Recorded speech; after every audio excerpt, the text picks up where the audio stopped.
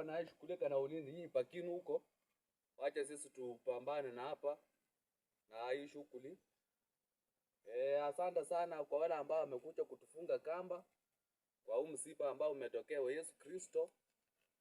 Na jinsi mnavyojua masaa ni ya saa saba, masaa ya kukula.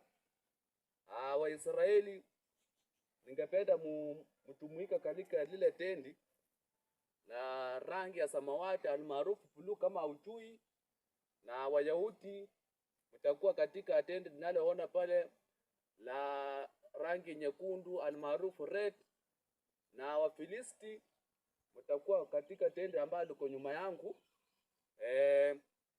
Rangi ni ya kijani kibichi, green. Alafu Wakenya mnajua tu vile tunafanya.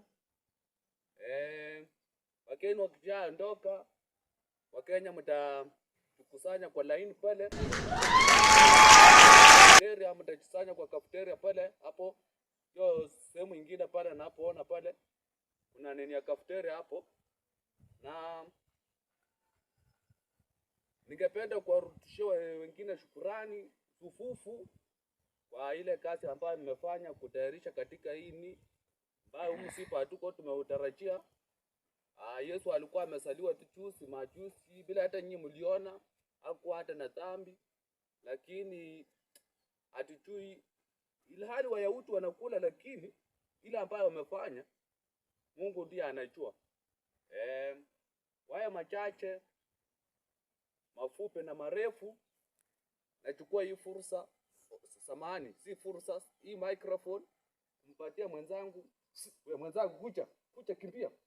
Mwenzangu aendeleza kutoka hapo. Mbaya anakula ni panda chukua. Ongea. Amesema hana maneno, lakini ataongea siku nyingine kwa nini ya Mheshimiwa Yesu Kristo. Ameshamaliza.